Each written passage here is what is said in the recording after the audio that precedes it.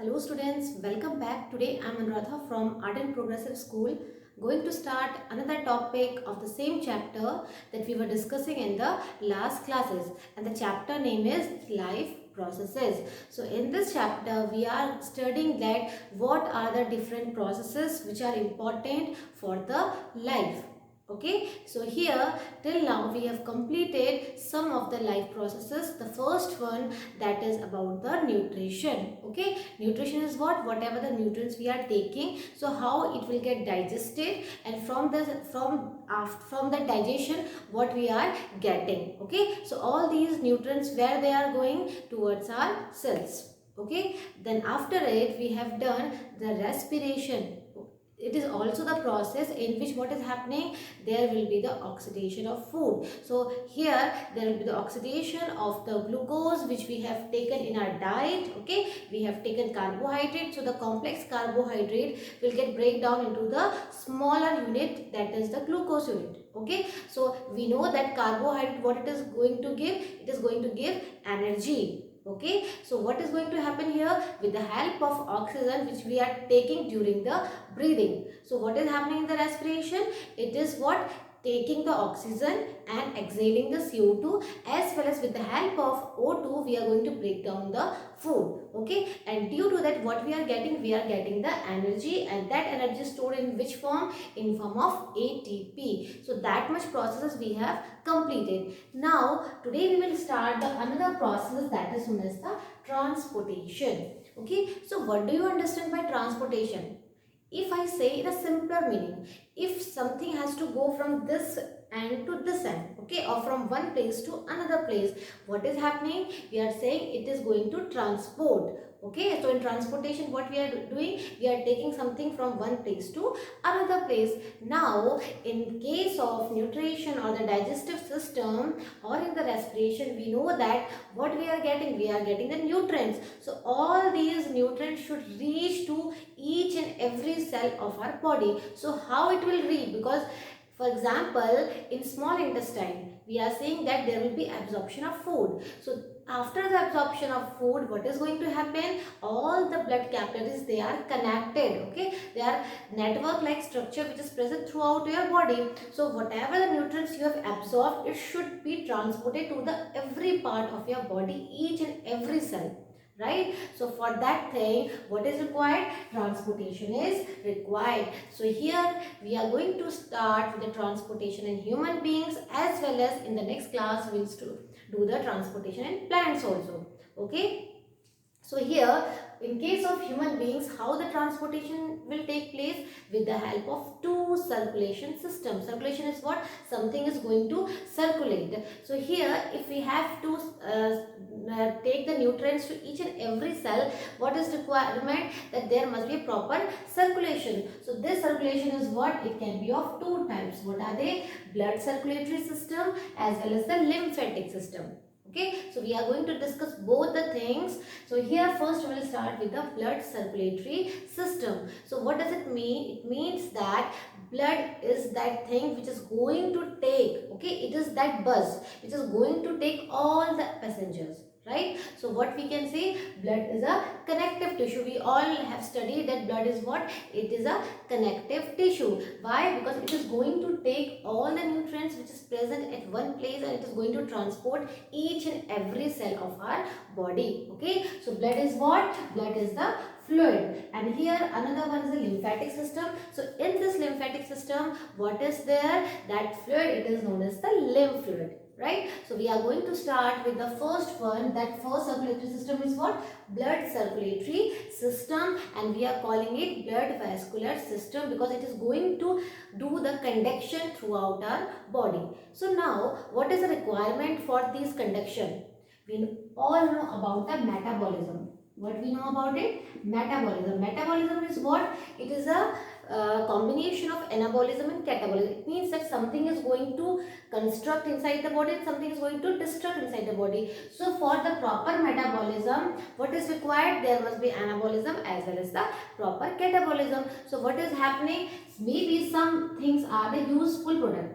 Okay, our body is going to make some useful products. Okay, as well as we are our body is also making the waste products, both the things, right? So what is going to happen here, this useful products, it should enter to your body, okay? It should reach each and every part of your body, right? And this wasteful product should get outside from the body. So whether it is going towards any important organ or it is coming from any part as a wasteful product, for example in case of excretion system, right? So whatever the things, the important role of what, important role of blood. So blood is the only thing which is taking the useful product as well as removing the wasteful products, right, from the body. So in the next process we will understand in the excretion system how this blood contains some waste material and it is going to remove from the body, right? So blood is again, it becomes very important in our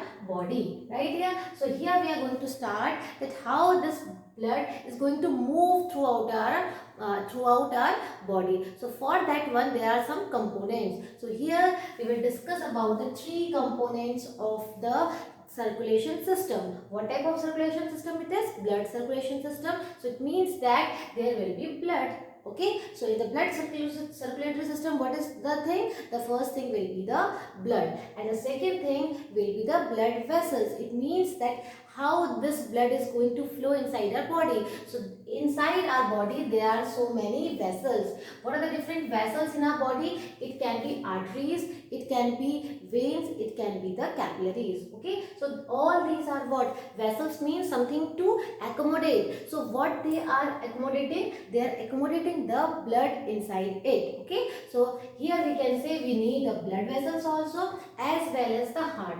So heart is required for what? For the pumping of the blood, right? So what is going to happen with the help of heart? Whatever the blood it is present in our body, it is moving towards the heart. Okay, that deoxygenated blood, it is going towards the heart, and this heart will send that blood towards the lungs, and from the lungs it is going to come again into our heart, and this pure heart or this pure blood, or we can say oxygenated blood, it is going to reach throughout our body. So what is happening in all this part? It means that heart is going to pump the things. Okay, so here you will not confuse between that heart is not responsible for any purification, right? So what is the role of heart? Its role is just to pump the blood. Okay, and after pumping only it will reach to each and every part of our body. So we will understand all these things here in a detailed manner.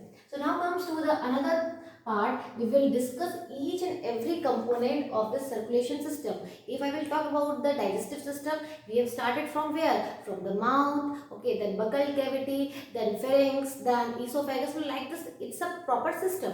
Okay, so likewise here also in this blood vascular system, the first and foremost important thing is what? It is the blood, and here we will discuss that what is this blood. What are the characteristics of blood? So first point about the blood, it is a connective tissue. Okay, and another important thing about the blood, again blood is made up of what? It is made up of two things. What are they? Plasma as well as the blood cells. Now if you will take the samples, okay, in the laboratory, and you will keep that blood, okay, if you will keep this blood in this test tube, what you will see that the uppermost part, okay, the uppermost part, it will what? It is all the plasma. Okay, what it will be? It will be the plasma, and the lowermost part, that one is known as the blood cells, because blood cells, what? They are heavier in size. So the all the blood cells, it will remain here only. Okay, so what we can say, blood is made up of plasma as well as the blood cells. Now what do you understand by this plasma as well as the blood cells? It is very important. Nowadays we are using this plasma also. Okay, so what do you understand by plasma? Plasma is a straw colored liquid. What it is? It is a straw colored liquid, and it shares.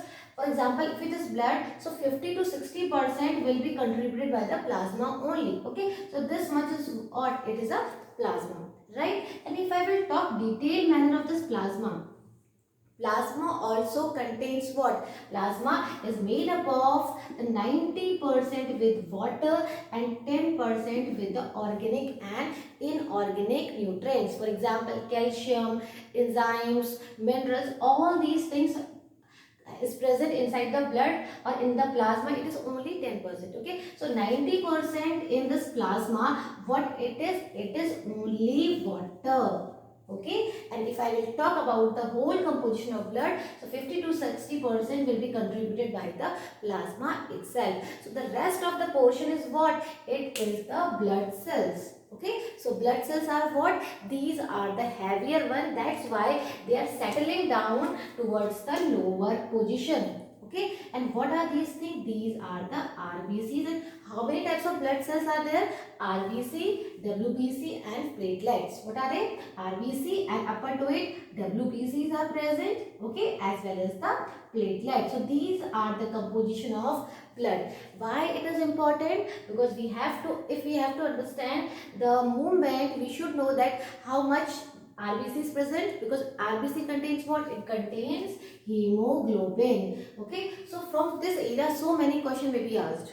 What are they? So what is the scientific name of RBC? It is also known as the erythrocyte. RBC, they are also known as what? Erythrocytes, right? And what about the WBC? They are known as the leukocyte. Okay, and likewise the platelet, thrombocytes. Okay, so we are having what? RBC, erythrocytes, then leukocyte, and then thrombocytes. So what do you understand by this RBC? As I have said, it is red blood corpuscles, or we can say red blood cells. So here, if I will talk about the RBC, they do not possess any nucleus. RBC is what? It is also a cell. Okay, and this cell is what? This is somehow having without nucleus. That's why we are saying that RBC is incomplete cell. Why? Because we know that all the cell which contains the nucleus, it is known as the true cell. So this RBC is what? It's not a true cell. It do not possess the nucleus. If I will talk about the structure of this RBC, so this structure is what? These are in form of the biconcave structure. Okay, so RBC, they are present in which structure? Biconcave structure.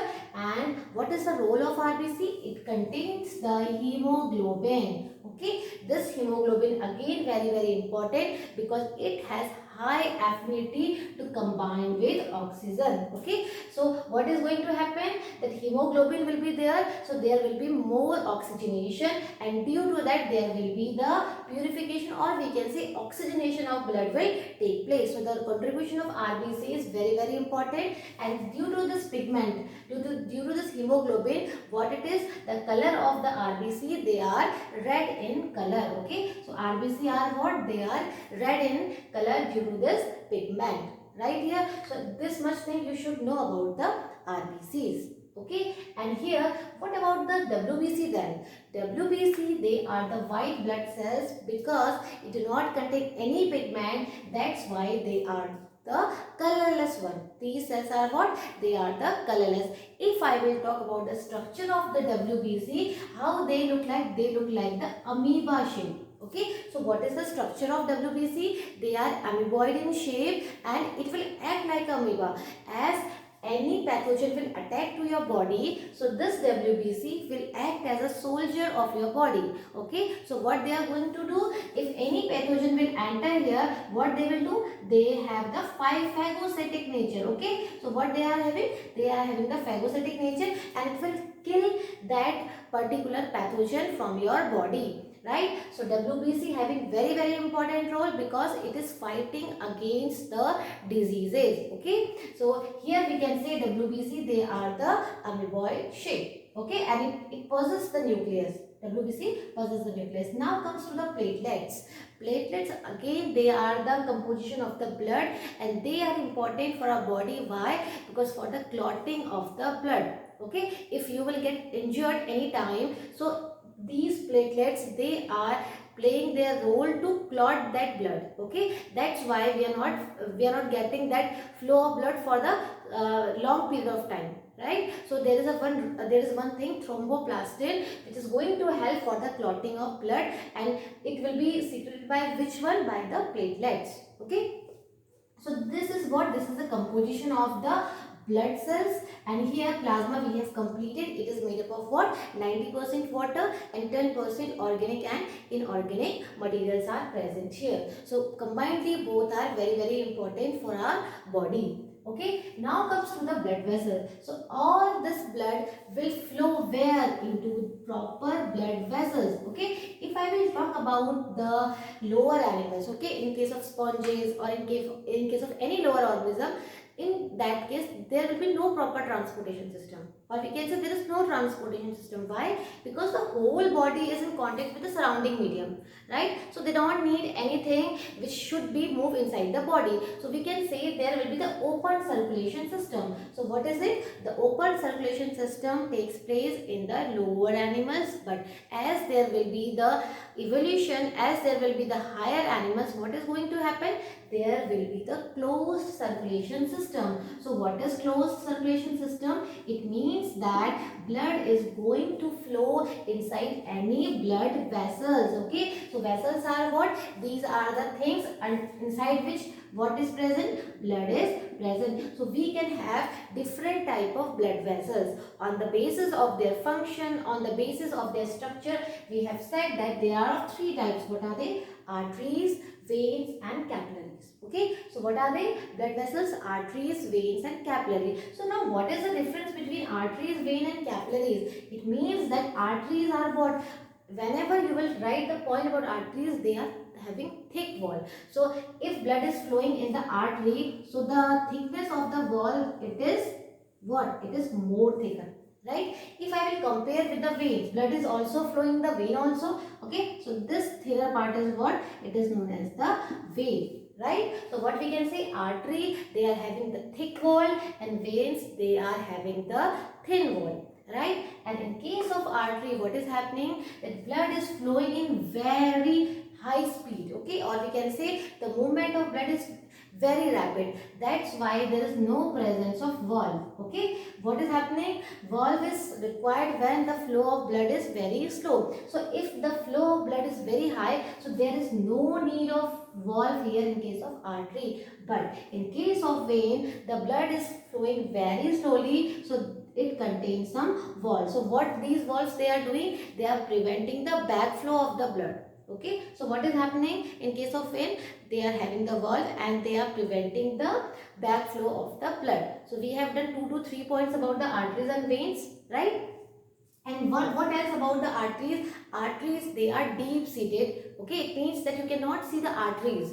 And if you will see the veins in your hand, you can see it very easily. Why? Because they are superficial. So arteries are what? They are the deep seated, and veins are what? They are the superficial. Okay, and very important about the arteries. If I will talk about the general characteristics of artery, it contains oxygenated blood. What do you understand by the artery? Artery generally carries oxygenated blood, and veins carries deoxygenated blood. Okay, but one exception is there in case of heart. When we will study the heart, we will see one structure that is known as pulmonary artery, which do not contain the oxygenated blood. Okay, so what it will contain? It will contain deoxygenated blood. And what about the pulmonary vein? Generally it carries deoxygenated blood, but in case the structure of heart, we will understand that what is going to happen? It will carry the oxygenated blood, right here. So these are the differences which we have done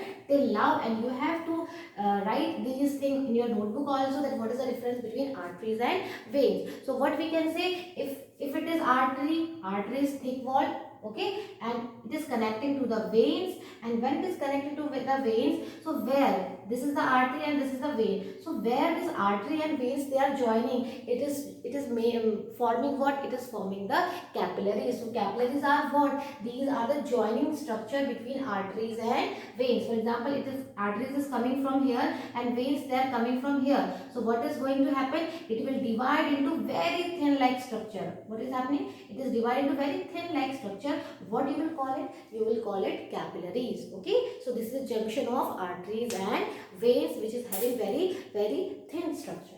Okay, so that much we have completed about this circulatory system. Now we know that what is blood, how it look like. We have done about the blood vessels, what are the different types of blood vessels in the closed circulatory system in case of human beings. Okay, now comes to the heart. So whatever the things which we have studied till now, it is important to study the heart. Okay, so all these things will present inside the heart also. So here, if I will talk about the heart position and shape. So what is the position of heart, or what is the shape? It is in shape of the clenched fist.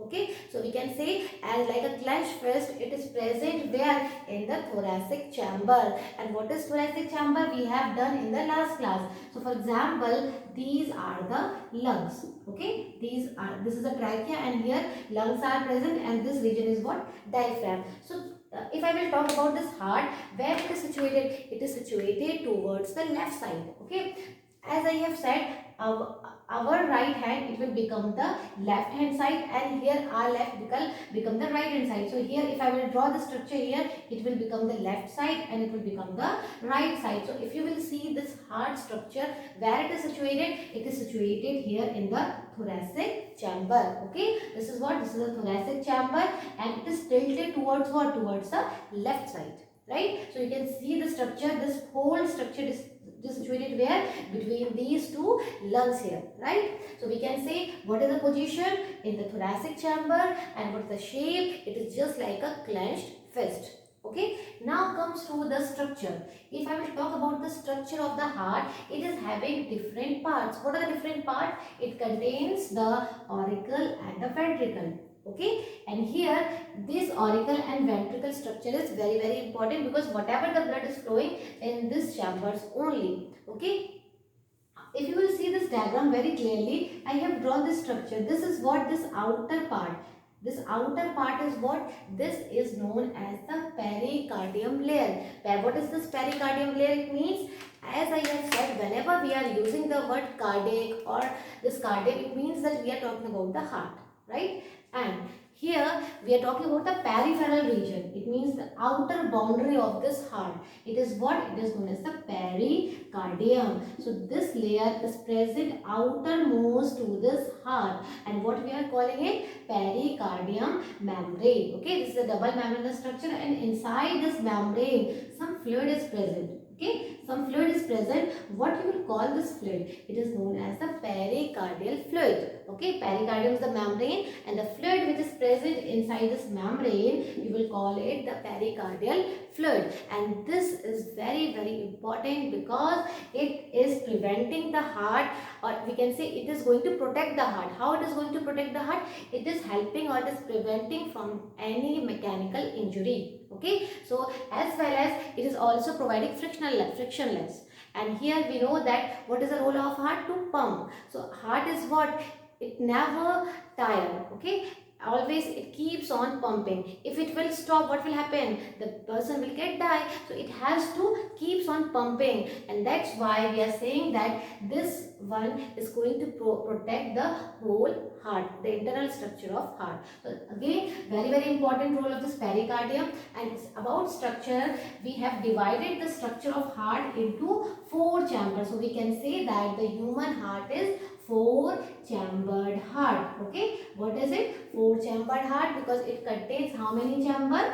4 chambers. What are they? These are the 4 chambers. Okay, the upper 2, these are known as the auricles or atria, and if you am talking about the single one, you can use the word atrium. Okay, so many words, all they are same, whether you can say atrium, atria, or the auricle. So this upper one, it is known as auricle, and the below one, it is known as the ventricle, right? And as I have said, this part will become, my right will become left here, it will become left here, and my left it will become right. So what you can say here, this is the left auricle and this is the left ventricle. Okay, and this one is the right auricle and this one is the right ventricle. Okay, uppermost part auricle and the lower part is known as the ventricle. So same thing I have drawn it here also. You can see that 4 chambers are there in this heart. What is it? It is right auricle, it is left auricle, it is right ventricle, and it is left ventricle. Okay, so now what you have to understand that how there will be flow of blood. As we know that towards the blood, what it is going, all the blood which is present in our body, okay, whatever the blood which is present in our body, it will move towards the heart. So what type of blood it is present? For example, these are the tissues. What are they? These are the tissues or the cells, group of cells. So what is happening? When there will be respiration, it is giving out CO2. Okay, and they are using the oxygen for the energy purpose. So what they have done, they have given the CO2. So where it will give? It will give to the blood. Okay, so this CO2, or we can say this CO2 will move into the heart. Okay, the CO2 from the tissues, it will move towards the heart. And what type of blood? It is CO2 blood. It means that it is deoxygenated blood which is coming from all over the body. So we are having different veins. As I have said, right now veins are what? It contains deoxygenated blood. So generally all the veins contains what? It contains a deoxygenated blood. So we are having different veins like superior vena cava, inferior vena cava and the posterior vena cava. Okay, so what is the function of all these things? Superior vena cava, it is going to bring all the deoxygenated blood from the upper part. For example, whatever the blood which is present above to the thoracic region, it will bring by the superior vena cava. Okay, because towards our, we can imagine that lungs are here, so above the part it is bringing the deoxygen blood, and from the inferior part, from the lower part of our body, through the inferior vena cava it is entering. Okay, so all these things they are collecting at one place, and it is going to enter where? Inside the right auricle. So first of all, what is going to happen? The deoxygenated blood, it is going to enter. For example, I am drawing the same structure here also. So this deoxygenated blood, it is moving where? Into the right auricle, and this contains what? It contains CO2. Okay, so as it will reach here right auricle, what is present here? Okay, some more parts of the heart it is present. What you can say, that the septum which is going to separate these two, because we know that this side there will be only deoxygenated blood and this side there will be oxygenated blood, so it should not mix up with each other. Okay, that's why there is a septum between these things. Okay, so the septum which is present between right auricle and left auricle, what you will call it? You will call it interauricular septum. Okay, or we can say that the septum which is present between two atrium, what it is? It is known as the interauricular septum. And the septum which is present between two ventricles, it is known as the interventricular septum. Right here, as well as there is one septum between these two also. What are they? The septum is intraauricular ventricular septum. What is it? AV septum. AV septum means that between the auricle of this one and this one. So this is what? This is RAV, means that right auriculoventricular septum, and this one is left auriculoventricular septum. Along with this, it is having the three cuspid, three flap-like structure. And if you will see this side, it is having two flap-like structure. So what you will call it? Tricuspid. Why? Because it is having three flap-like structure, and this is what? This is bicuspid because it is having two flap-like structure. Right? So we have done, this is the part. Now what will happen as the deoxygenated blood will reach into the right auricle? What will happen? The muscles of this auricle, it will going to contract. Okay, initially both the auricles they are in the relaxed position. Okay, so as what will happen, as the blood will enter towards the right auricle, the muscles of the auricle will get contracted. Due to this contraction, what will happen? It is trying to move all this blood towards the right ventricle. So now what will happen? That blood, it will move toward the right ventricle, right? So here, what type of blood?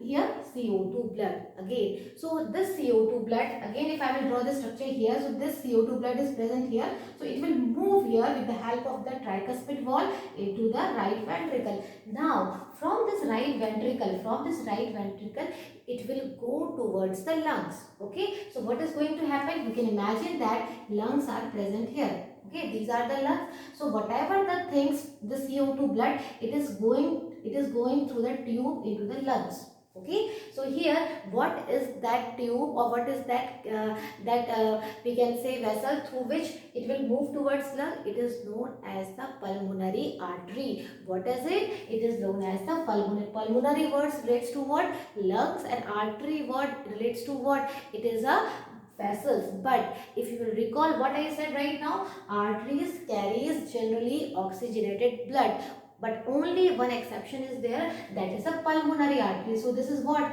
this is the pulmonary artery which is taking what type of blood, it is taking the deoxygenated blood. Otherwise artery contains only oxygenated blood. Okay, so whatever the blood which is present in the right ventricle, it will pump it towards the lungs. So I can draw it here also, that you can imagine that how the flow of blood is going to take place. So here lungs are present. Okay, so this blood will move towards the lung, and we know that here what is happening, alveoli sacs are there, and with the help of alveoli sac there will be exchange of the O2 and CO2. So what will happen, the CO2 blood, the CO2 will enter into the lungs, and the O2 which is coming from the surrounding, it will enter again into the blood. Okay, so there will be again one tube which will come from the lung. So the thing which is going to take the deoxygenated blood from the right ventricle to the lungs, it is known as the pulmonary artery,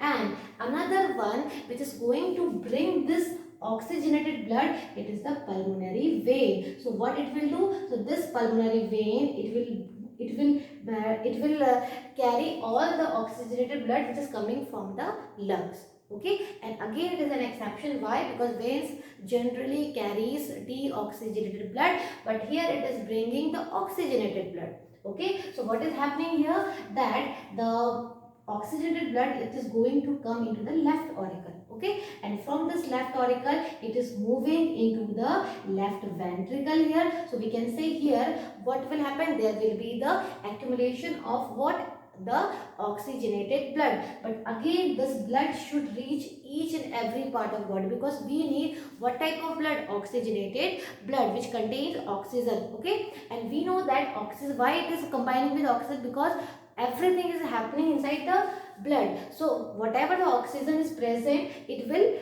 diffuse into the blood, and this blood will take this oxygenated blood throughout your body. So from the left ventricle, what will happen, with the help of this aorta. Okay, aorta is what, it is the largest artery. That's why I said arteries are what, it carries oxygenated blood. So here you can see that the condition is fulfilled. So whatever the oxygenated blood will reach here in the left ventricle, it will get pumped, and it will get pumped towards the aorta, and aorta will send all this oxygenated blood throughout your body. Okay, so this is the whole thing, mechanism, how there will be the pumping of the blood. Okay, so here one thing you have observed, that I have drawn the wall of the auricles, they are thin structure. If you will compare the wall of this ventricle, they are the thicker one. Why it is so? Because this ventricle, they are responsible for the pumping of blood. Okay, so there is no role of auricle to pump, but what is the role of pumping?